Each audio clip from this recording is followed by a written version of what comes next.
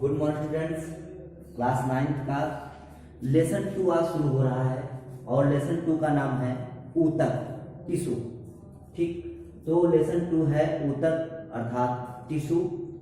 तो हम इसमें सभी प्रकार के ऊतक पढ़ेंगे, उसमें जंतु ऊतक, पादप ऊतक, सभी ऊतक पढ़ेंगे और ऊतक की परिभाषा के समझानेंगे। तो आज का टॉपिक है ऊतक और ऊतक के प्रकार। ऊतक और ऊतक के प्रकार। टिश्यू, ऊतक को इंग्लिश में क्या कहते हैं? टिश्यू कहते हैं। और ऊतक के प्रकार टाइप्स ऑफ टिश्यू। ठीक, तो ऊतक के प्रकार। तो ऊतक शुरू करने से पहले, ये टॉपिक शुरू करने से पहले अगर आप हमारे चैनल पर नए हैं तो चैनल को सब्सक्राइब कर लें, बेल आइकन को दबा लें ताकि आपको वीडियो मिल सके। तो ऊतक शुरू करने से पहले एक प्रश्न पूछा जाए कि आपका शरीर काहे से मिलकर बना है, किस चीज से मिलकर बना है? तो आप उत्तर देंगे कोशिकाओं से। ठीक, हम मान लेते हैं कि हमारा शरीर जो होता है वो कोशिकाओं से मिलकर बना होता है, लेकिन क्या हमारे शरीर में सिर्फ कोशिकाएं ही होती? क्या कोशिकाओं से हमारा शरीर कोशिकाओं का ढेर होता है? हमारा शरीर कोशिकाओं का ढेर तो होता नहीं। ठीक, हाँ, हमारे शरीर की सबसे छोटी इकाई कोशिका जरूर होती है। हमारे शरीर की जो सबसे छोटी इकाई होती है, अर्थात हमारे शरीर का जो सबसे निर्माण में जो सबसे छोटी इकाई होती है वो कोशिका होती है। फिर कोशिकाओं से शरीर बनता कैसे? डायरेक्ट एक कोशिका से शरीर नहीं बन जाता है। ठीक, तो हम बताएंगे पहले कि जैसे कोशिका है, कोई कोशिका है, क्या है? पहले कोई कोशिका है मान लेते हैं। ठीक, फिर कोशिकाएं क्या करती हैं? सभी एक जैसी कोशिकाएं जिनके कार्य समान हो, जिनका कार्य कैसा हो? समान हो, और उनकी आकृति एक जैसी हो। तो कार्य समान है, तो ऐसी कोशिकाओं का जो समूह होता है, ऐसी कोशिकाओं का जो समूह होता है वो बनाता है ऊतक। क्या बनाता है? ऊतक बनाता है, टिश्यू बनाता है। और जब ढेर सारे ऊतक मिलते हैं तो बनता है अंग। क्या बनता है? अंग। एक ऑर्गन का निर्माण होता है, जैसे आंख, कान, नाक, मुंह। तो एक ऑर्गन बनता है क्योंकि उसमें सभी एक टाइप की कोशिकाएं होती हैं जो एक जैसा कार्य करती हैं। ठीक, फिर अगला आता है जब कई अंग मिलते हैं। जब कई अंग मिलते हैं, जैसे हाथ है, पैर है, आंख है, नाक है। ठीक, तो ये कई जब अंग मिलते हैं तो अंगों के मिलने से क्या बनता है? अंग तंत्र बनता है। अंग तंत्र बनता है, और जब अंग तंत्र बनता है तो उसी से हमारे शरीर का निर्माण होता है। तो हम सीधा कह सकते हैं कि शरीर की सबसे जो छोटी इकाई होती है वो कोशिका होती है, लेकिन ये कोशिकाएं डायरेक्ट शरीर को नहीं बनाती हैं, बल्कि ये कोशिकाएं पहले ऊतकों को बनाती हैं, फिर ऊतक मिलकर अंग को बनाते हैं, और अंग मिलकर अंगतंत्र बनाते हैं, अर्थात शरीर का निर्माण करते हैं। तो ऐसे कह सकते हैं कि कोशिकाएं शरीर का निर्माण करती हैं। तो जो ये ऊतक होता है, ये ऊतक क्या होता है? तो हम ऊतक के विषय में ही जानेंगे कि ऊतक क्या होता है, टिश्यू क्या होता है, टिश्यू की परिभाषा क्या है। अगर आपसे कोई प्रश्न पूछे टिश्यू क्या होता है तो हम क्या बताएंगे, तो उसी परिभाषा को हम जानेंगे। ठीक, तो सबसे पहले ऊतक की परिभाषा। टिश्यू, तो ऊतक को इंग्लिश में क्या कहते हैं? टिश्यू। वे कोशिकाएं जो आकृति में समान, जिनकी आकृति एक जैसी हो सकती है।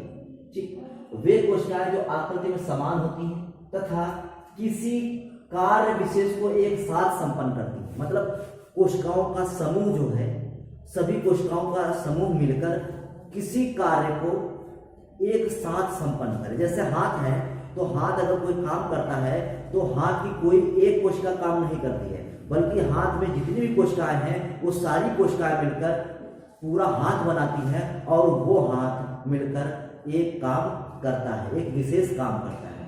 ठीक, तो वही कह रहा है कि वे कोशिकाएं जो आकृति में एक समान होती हैं तथा किसी कार्य विशेष को एक साथ संपन्न करती हैं, कोशिकाओं के ऐसे समूह को ऊतक कहते हैं। अर्थात कोशिकाएं आकृति में समान हो सकती हैं और जो किसी विशेष कार्य को एक साथ संपन्न करें। क्या करें? किसी विशेष कार्य को एक साथ संपन्न करें। जो किसी विशेष कार्य को एक साथ संपन्न करे उन कोशिकाओं के समूह को क्या कहते हैं? ऊतक कहते हैं, टिश्यू कहते हैं। ठीक, अब ऊतक दो प्रकार के होते हैं। ऊतक जो होते हैं वो दो प्रकार के होते हैं।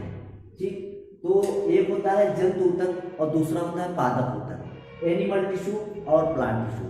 तो जब हम जानते हैं, हमारे दिमाग में हमने पढ़ा कि जंतु ऊतक और पादप ऊतक, तो हमारे दिमाग में प्रश्न आता है क्या जंतु ऊतक और पादप ऊतक दोनों एक ही होते हैं? तुरंत दिमाग में प्रश्न आएगा कि जंतु ऊतक और पादप ऊतक क्या दोनों एक ही होते हैं? तो इसका उत्तर होता है कि जंतु ऊतक और पादप ऊतक दोनों एक नहीं होते। ठीक, पहले हम आपको जंतु ऊतक बता दें। तो जंतु ऊतक में जो जंतु ऊतक होता है, जो एनिमल टिश्यू होते हैं, हम लोगों को पता है कि जंतु जो होते हैं भोजन, आश्रय और साथी की खोज के लिए विभिन्न स्थानों तक जाते हैं और गति करते हैं। तो उनको गति करने के लिए ऊर्जा की आवश्यकता होती है। तो इन जो जंतु होते हैं, जंतुओं में सभी प्रकार की जो कोशिकाएं होती हैं वो जीवित ही होती हैं। तो जब कोशिकाएं जीवित होती हैं तो जो जंतु होते हैं उनमें जो ऊतक पाए जाते हैं वो सभी ऊतक जीवित होते हैं। ठीक, अब अगला आता है पादप ऊतक। पादप ऊतक क्या होते हैं? पादप ऊतक जो होते हैं पादप कोशिकाओं से मिलकर बने होते हैं, और पादप ऊतक में जो होता है जो पौधे होते हैं वो स्थिर होते हैं। पौधे कैसे होते हैं? वो स्थिर होते हैं, अर्थात इनमें जो पादप ऊतक होता है उनमें मृत ऊतकों की संख्या भी होती है। ठीक, कुछ मात्रा में होती है, अर्थात इनमें जो पादप ऊतक होता है इनमें कुछ मृत कोशिकाएं भी पाई जाती हैं। जो कोशिकाएं सजीव कोशिकाओं की भांति पौधे को यांत्रिक शक्ति प्रदान करने का कार्य करती हैं। ठीक, तो पौधों में जीवित कोशिकाएं और मृत कोशिकाएं दोनों पाई जाती हैं, दोनों मिलकर ही ऊतक का निर्माण करते हैं। ठीक, तो जो मृत कोशिकाएं होती हैं वो भी जीवित कोशिकाओं की भांति पौधे को यांत्रिक शक्ति अर्थात सहारा देने का काम करती है। ठीक, तो इस प्रकार से जंतु ऊतक और पादप ऊतक दोनों अलग अलग होते हैं। तो हम इस चैप्टर में सबसे पहले, अब जब हम नेक्स्ट वीडियो बनाएंगे, ठीक, उनमें हम आपको समस्त पादप ऊतक के विषय में बताएंगे कि पादप ऊतक क्या होते हैं, कितने प्रकार के होते हैं और जो है उनके कौन कौन से भाग होते हैं। तो हम पूरा पादप ऊतक के विषय में बताएंगे। पहले पादप ऊतक का जान लेंगे, पादप ऊतक की हर एक परिभाषा को पढ़ लेंगे, फिर हम जंतु ऊतक पढ़ेंगे कि जंतु ऊतक क्या होता है, जंतु ऊतक के जितने भी प्रकार होते हैं जंतु ऊतक के प्रकार के विषय में जानेंगे। तो इस प्रकार से पहले पादप ऊतक फिर जंतु ऊतक पढ़ेंगे। दोनों पढ़ने के बाद फिर ये चैप्टर लगभग समाप्त हो जाएगा। तो कल से हम जो है पादप ऊतक का पहले हम एक चार्ट बना देंगे।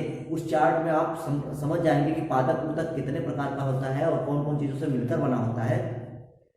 तो कल पहले हम चार्ट बनाएंगे, फिर उसके बाद उस चार्ट के अनुसार एक एक चीज को पढ़ते चलेंगे। तो आज के लिए बस इतना ही। कल हम पढ़ेंगे पादप ऊतक और पादप ऊतक के प्रकार। तो अगर फिर भी आपको कोई दिक्कत लगे तो आप कमेंट कर सकते हैं, पूछ सकते हैं। ठीक, हम आपकी समस्या का निराकरण करेंगे। तब तक के लिए थैंक यू।